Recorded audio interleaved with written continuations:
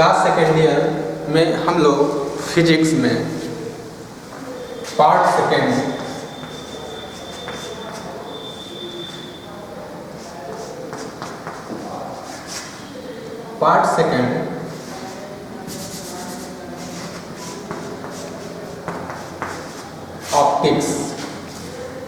Optics में हम लोग पढ़ चुके हैं। ऑप्टिक्स में हम लोग अवतल गोली दर्पण की फोकस दूरी के लिए सूत्र का निरूपण हम लोग कर चुके हैं पिछले टर्म पर। 1/F is equal to 1/V plus 1/U। यह किसी अवतल गोली दर्पण की फोकस दूरी, वस्तु की दूरी और प्रतिबिंब की दूरी के लिए हम लोग सूत्र का निरूपण कर लिए हैं। यह अवतल गोली दर्पण उत्तल के लिए और अवतल दोनों के लिए यह फार्मूला एक ही फार्मूला है। और इसके पहले हम लोग किसी गोली दर्पण की वक्रता त्रिज्या और उसकी फोकस दूरी में जो संबंध होता है वह होता है F इजिकल टू R/2 होता है। इसका भी हम लोग निरूपण कर चुके हैं, देख चुके हैं। आज हम इन दोनों फार्मूले पर आधारित एक क्वेश्चन पुटअप करेंगे। क्वेश्चन हमारा है क्वेश्चन 30 सेंटीमीटर वक्रता त्रिज्या।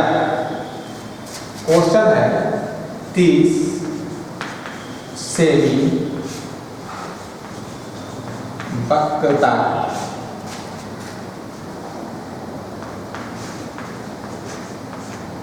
सेंटीमीटर वक्रता त्रिज्या वाले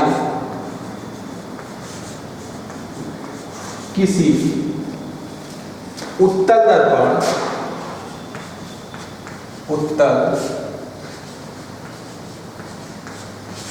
दर्पण के सामने 5 सेंटीमीटर 5 सेमी ऊंचाई की 5 सेंटीमीटर ऊंचाई की वस्तु दर्पण से 10 सेमी की दूरी पर रखी गई है।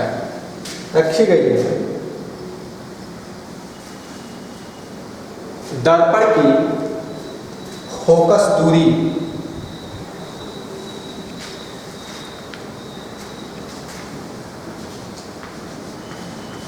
दर्पण की फोकस दूरी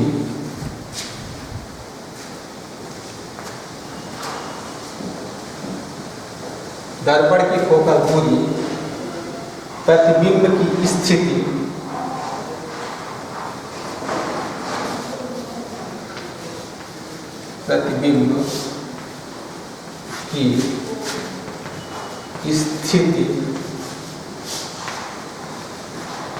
आकार एवं प्रकृति की गणना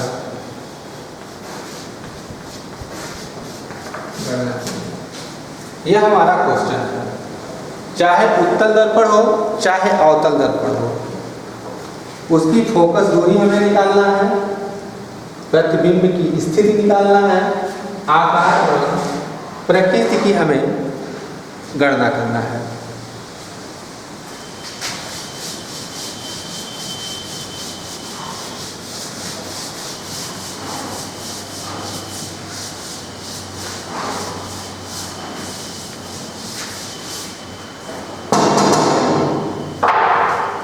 तो हमें कुछ नहीं करना, हमें क्वेश्चन को पढ़ते जाना है और प्रश्न के अनुसार क्वेश्चन में जो दिया गया है उसको लिखते जाना है और फार्मूले को लिखना है, उसमें मान पुटअप करना है और हमारा आंसर आ जाए। लिखेंगे प्रश्नानुसार।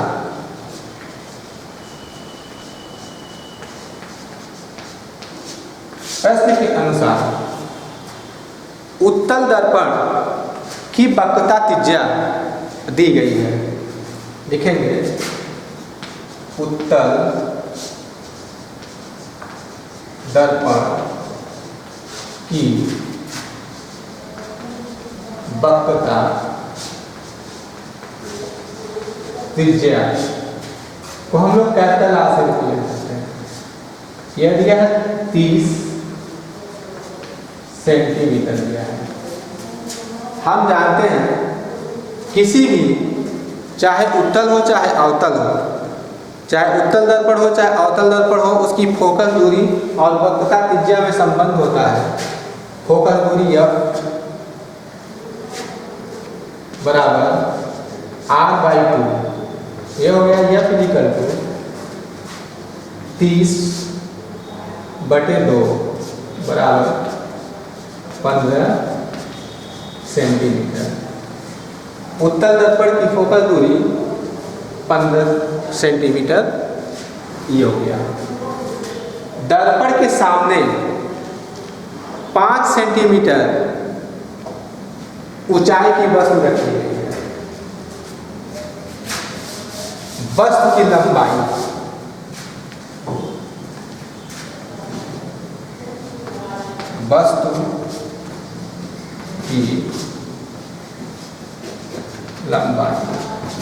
या ऊंचाई, वस्तु की लंबाई को हम लोग या ऊंचाई को हम लोग O से रिप्रेजेंट कर सकते हैं। यह 5 सेंटीमीटर है। 5 सेंटीमीटर ऊंची वस्तु है, लंबी वस्तु है। यह दर्पण से 10 सेंटीमीटर की दूरी पर रखी गई है। दर्पण से वस्तु की दूरी, दर्पण से वस्तु की दूरी, दर्पण से वस्तु की दूरी को हम लोग U से रिप्रेजेंट करते हैं। यह माइनस होगा 10 सेंटीमीटर। दर्पण से वस्तु की दूरी जो दी गई है वह U बराबर -10 सेंटीमीटर होगा। हमें प्रतिबिंब की स्थिति ज्ञात करनी है। यह क्वेश्चन मार्क हो गया। प्रतिबिंब की स्थिति V बराबर क्या होगा? तो हम किसी भी दर्पण की फोकस दूरी के लिए सूत्र हम जानते हैं।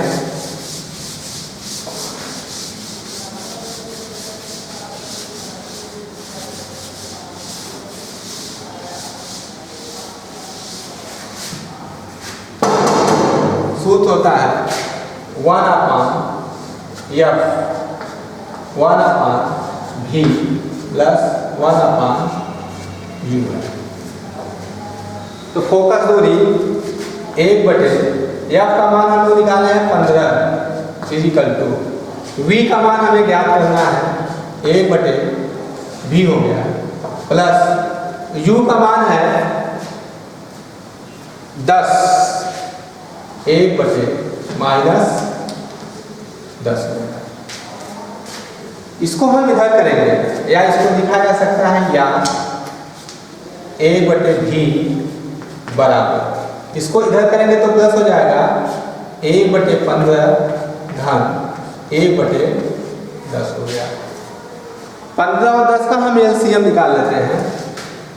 15 और 10 का या 5 या 15, 5 गुना 10 हो गया। 5 या 15, 5 या 15 गुना 30, इसका LCM हो गया। 1/V हो गया, इसका LCM हो गया 30 हो गया। भाग देंगे 15 गुना 30, 2 बार गया, 2 का गुणा 1 में कर दिए, प्लस 10 तिया 30, 1 का गुणा करेंगे 3 हो गया। यह हो गया आपका 5/30 हो गया। तो यहां से लिखा जा सकता है v = 30/5, 5 छठे 30, 6 सेंटीमीटर। प्रतिबिंब 6 सेंटीमीटर की दूरी पर बनेगा। प्रतिबिंब 6 सेंटीमीटर की दूरी पर बनेगा। प्रतिबिंब की दूरी 6 सेंटीमीटर हो गई। अब हमें निकालना है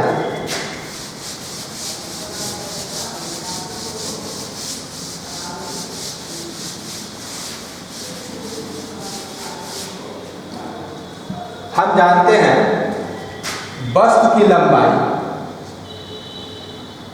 प्रतिबिंब की लंबाई और वस्तु की लंबाई।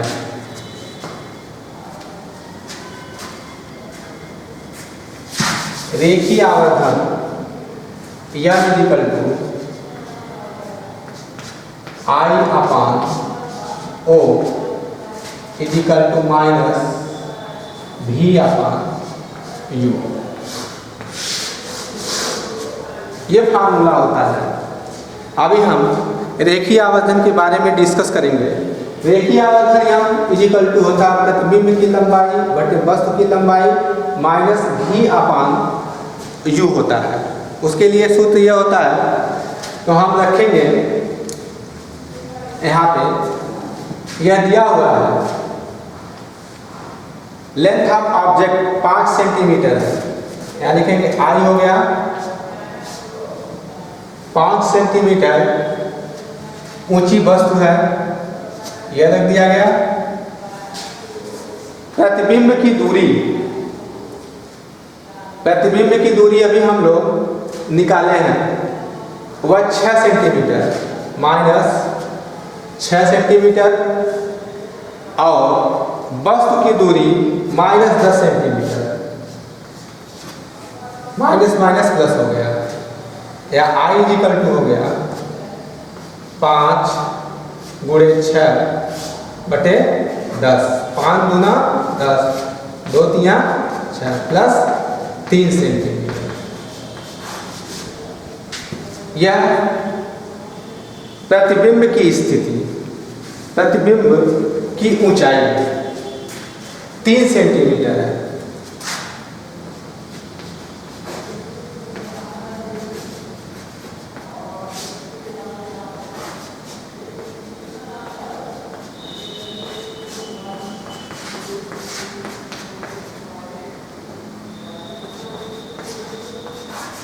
सेंटीमीटर है। प्रतिबिंब की ऊंचाई 3 सेंटीमीटर, प्रतिबिंब की स्थिति हमको पता चल गई, आकार पता चल गया। अब उसकी हमें प्रकृति बताना है कि प्रतिबिंब कैसा होगा। प्रतिबिंब सदैव उत्तल दर्पण में सदैव प्रतिबिंब आभासी और सीधा बनता है। उत्तल दर्पण द्वारा प्रतिबिंब, इसको हमें ध्यान देना है। उत्तल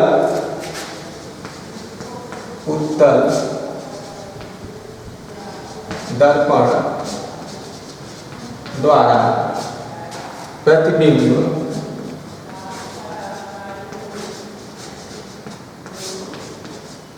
सदैव आभासी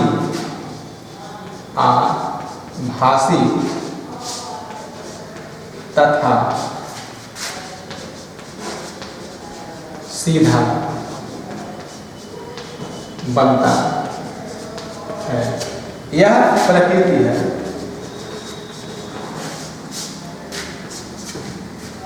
यह प्रकृति हो गया। इस तरीके से हम लोग गोली दर्पण की फोकस दूरी और उसकी वक्रता त्रिज्या पर आधारित क्वेश्चन हम आसानी से कर सकते हैं, चाहे उत्तल दर्पण हो चाहे अवतल दर्पण हो। अब हम अवतल दर्पण द्वारा जो प्रतिबिंब बनता है नोट में लिख सकते हैं। अवतल दर्पण द्वारा प्रतिबिंब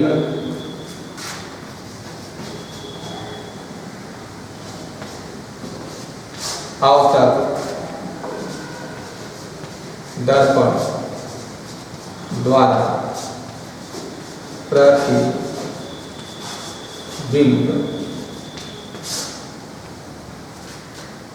अवतल दर्पण द्वारा प्रतिबिंब, यह पहला अवतल दर्पण द्वारा प्रतिबिंब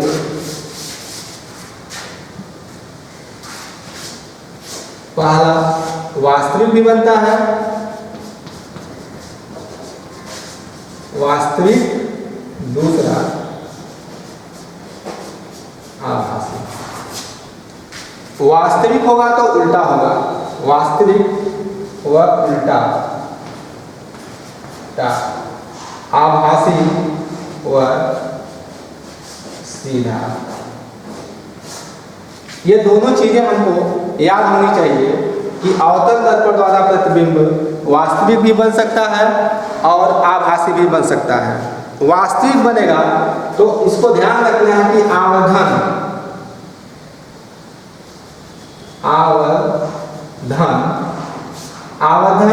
ऋणात्मक होगा, इसका आवर्धन धनात्मक होगा, यह हमें ध्यान रखना है। अब हम थोड़ा सा डिस्कस करेंगे लीनियर मैग्नीफिकेशन के बारे में।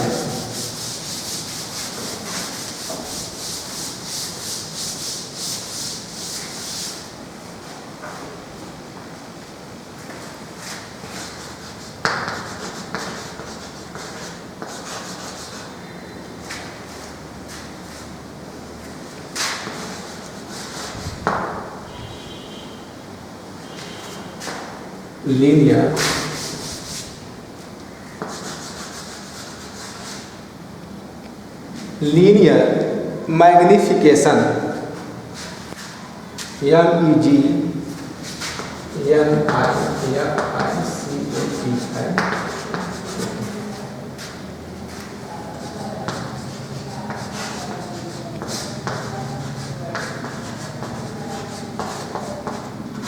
रेखीय आवर्धन। रेखीय आवर्धन आप लोअर क्लासों में पढ़े होंगे। रेखीय आवर्धन को हम डिस्कस करते हैं। प्रतिबिंब की लंबाई और वस्तु किसी दर्पण द्वारा बनाए गए प्रतिबिंब की लंबाई और वस्तु की लंबाई के अनुपात को हम लीनियर मैग्नीफिकेशन, रेखीय आवर्धन कहते हैं। इसको हम लोग यम से रिप्रेजेंट करते हैं। रेखीय आवर्धन जो होता है वह -v/u होता है। यह रेखीय आवर्धन के लिए सूत्र होता है। किसी भी दर्पण द्वारा बनाए गए प्रतिबिंब की लंबाई और वस्तु की लंबाई का जो अनुपात होता है वह रेखीय आवर्धन होता है। यदि रेखीय आवर्धन के लिए हम लोग यह सूत्र का हम लोग इस्तेमाल कर सकते हैं।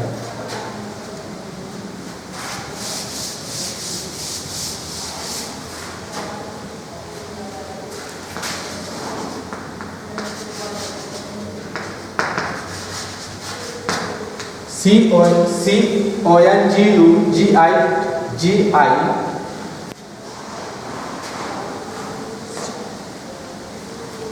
संयुग्मी फोकस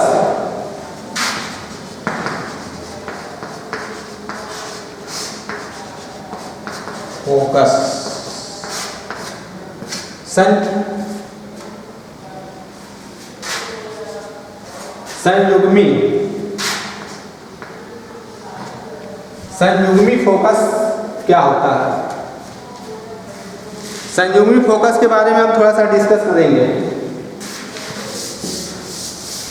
सपोज करिए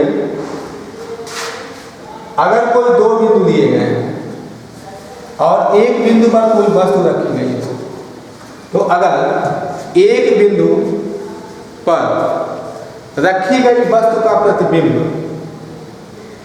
दूसरी बिंदु पर बने और दूसरी बिंदु पर रखी गई वस्तु का प्रतिबिंब पहले बिंदु पर बने, तो इन दोनों बिंदुओं को हम संयुग्मी फोकस कहते हैं, कॉन्जुगेट फोकाई कहते हैं।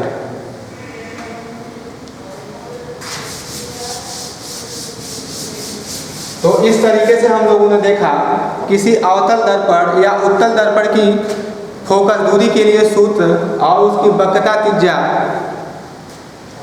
तथा फोकस दूरी में संबंध बताने वाले फार्मूले का इस्तेमाल करके हम न्यूमेरिकल क्वेश्चन लगा सकते हैं, जैसा कि हमने आपके सामने एक न्यूमेरिकल क्वेश्चन पुटअप किया। अब हम लोग डिस्कस करेंगे रिफ्रैक्शन ऑफ लाइट।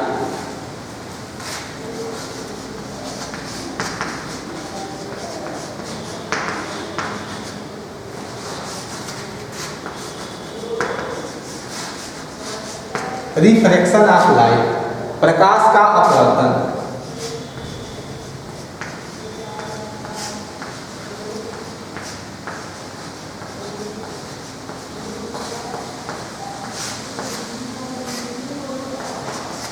प्रकाश का अपवर्तन, तो सबसे पहले हमें प्रकाश के अपवर्तन को समझना है। किसी भी चीज़ का अपवर्तन होने के लिए हमें पहली चीज दो माध्यम चाहिए, दो माध्यमों की आवश्यकता होती है। इसमें जो होता है कि जब कोई भी प्रकाश की किरण एक माध्यम से दूसरे माध्यम में जाती है, अर्थात विरल माध्यम से सघन माध्यम से विरल माध्यम या विरल माध्यम से सघन माध्यम, विरल माध्यम से सघन माध्यम में जाती है, तो वह अपना मार्ग चेंज कर देती है, अपने पथ को चेंज कर देती है। इस घटना को हम प्रकाश का अपवर्तन कहते हैं।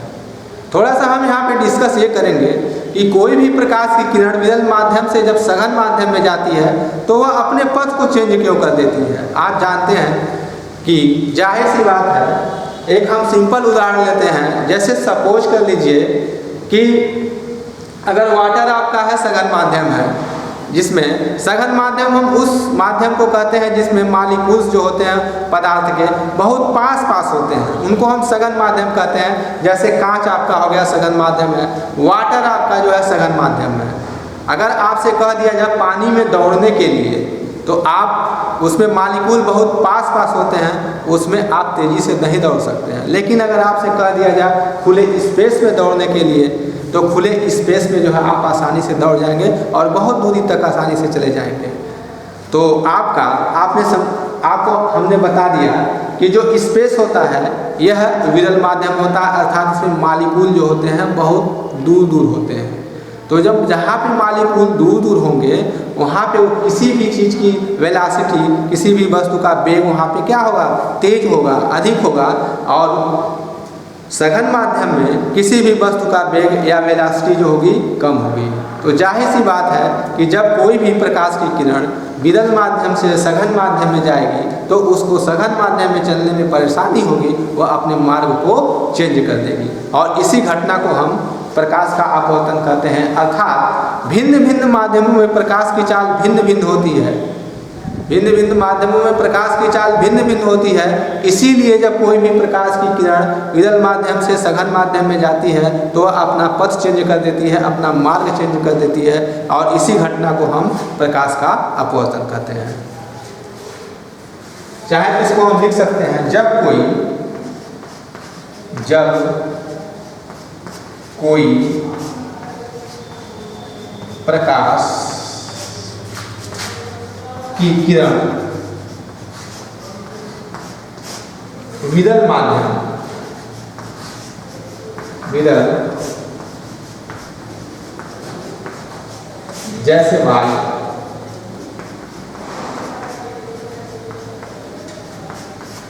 विरल माध्यम से सघन माध्यम जैसे कांच,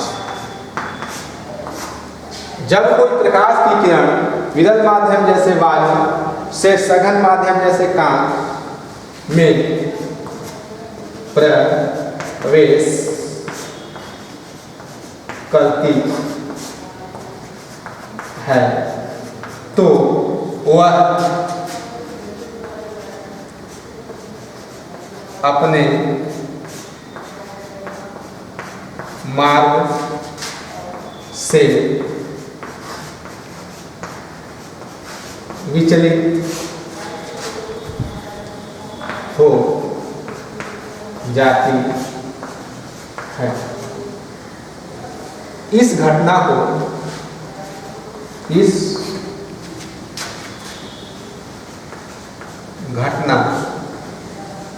को प्रकाश का अपवर्तन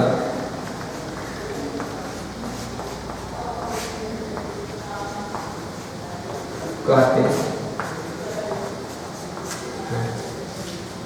जब कोई भी प्रकाश की किरण एक माध्यम से दूसरे माध्यम अर्थात विरल माध्यम से सघन माध्यम में जाती है तो वह अपने मार्ग को चेंज कर देती है, परिवर्तित कर देती है, अपना मार्ग बदल देती है।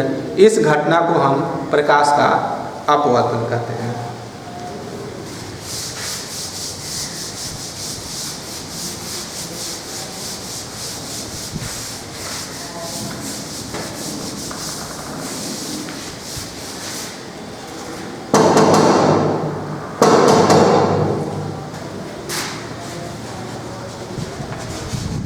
Law of refraction of light, प्रकाश के अपवर्तन के नियम। प्रकाश के अपवर्तन के नियम। प्रकाश के अपवर्तन के नियम। प्रकाश के अपवर्तन के दो नियम हैं।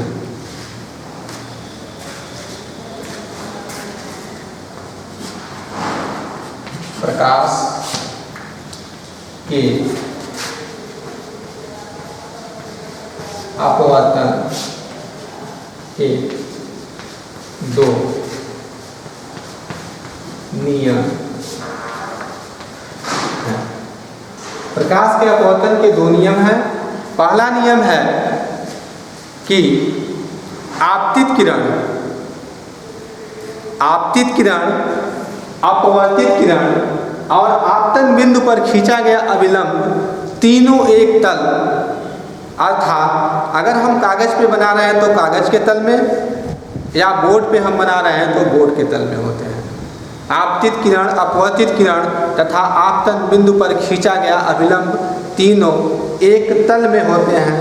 यह अपवर्तन का पहला नियम है।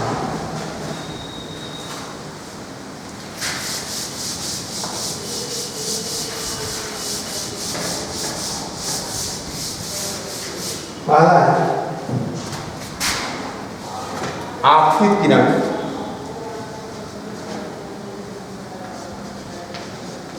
आपतित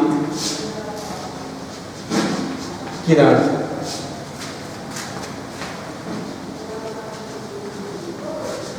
अपवर्तित किरण तथा आपतन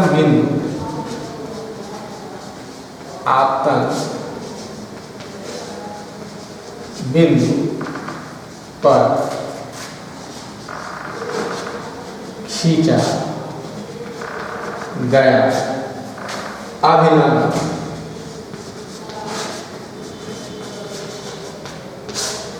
तीनों एक तल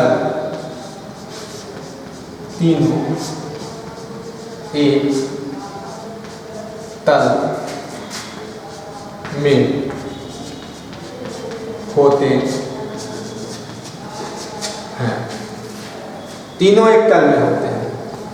इसे अपवर्तन का पहला नियम कहते हैं। इसके लिए हम एक फिगर ड्रा करेंगे।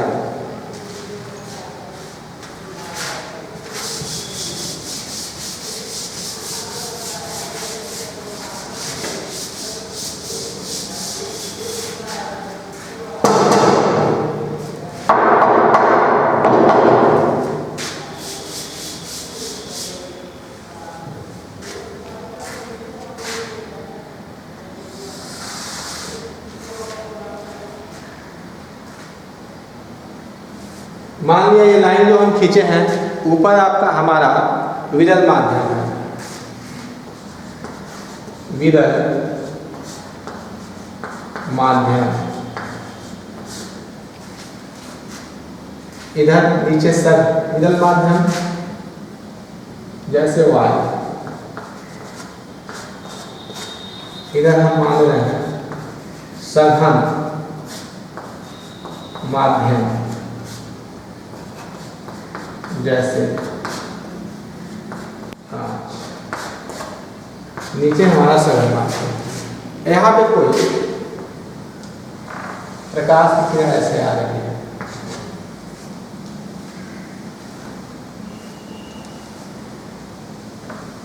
ये आपतन बिंदु है, इस पे हम अभिलंब कर रहे हैं।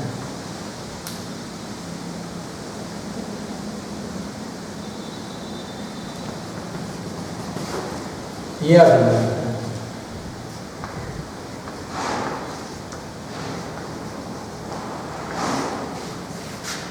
ये हम मान ले रहे हैं आर,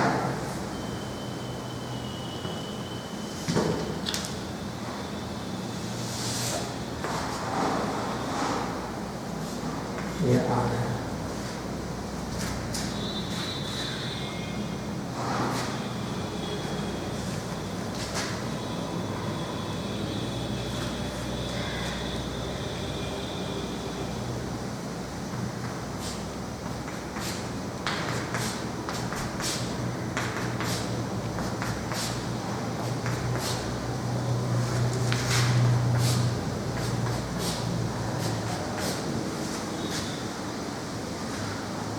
ये आपतित किरण, अपवर्तित किरण तथा आपतन बिंदु पर खींचा गया अभिलंब, ऐसे चाहे तो यन, यह आपका यन डैश। आपतित किरण, अपवर्तित किरण तथा आपतन बिंदु पर खींचा गया अभिलंब तीनों एक तल में अर्थात कागज के तल में या बोर्ड के तल में होते हैं। यह अपवर्तन का पहला नियम है। अपवर्तन का दूसरा नियम है आपतन कोण की ज्या, आपतन कोण की ज्या तथा अपवर्तन कोण की ज्या का अनुपात एक नियतांक होता है, जिसे स्नेल का नियम भी हम कहते हैं। अपवर्तन का दूसरा नियम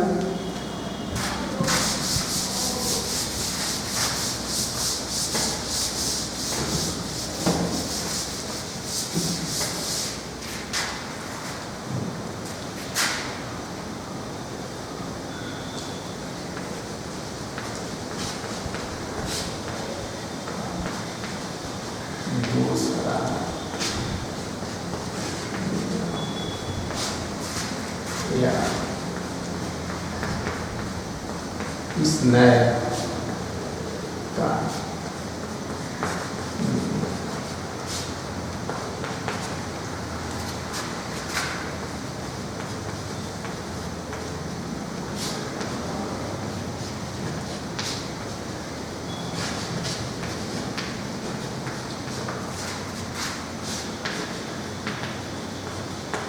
आपतन कोण की ज्या तथा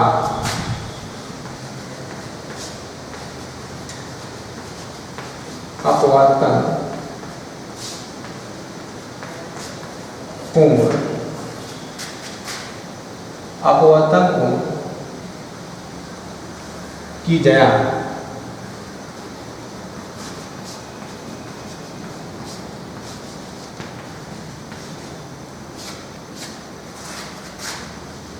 का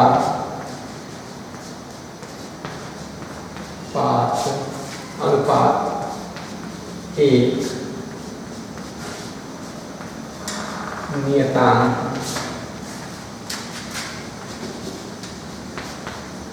होता है, अर्थात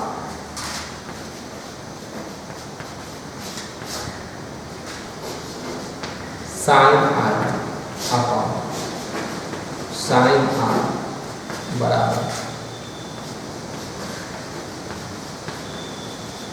नियतांक को हम या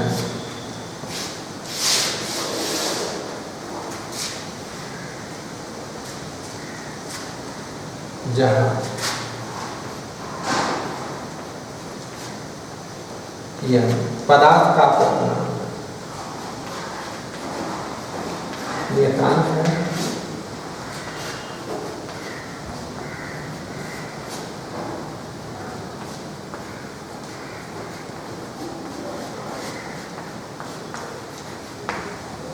इसको हम पदार्थ का अपवर्तनांक कहते हैं। Sine i upon sine r बराबर नियतांक होता है।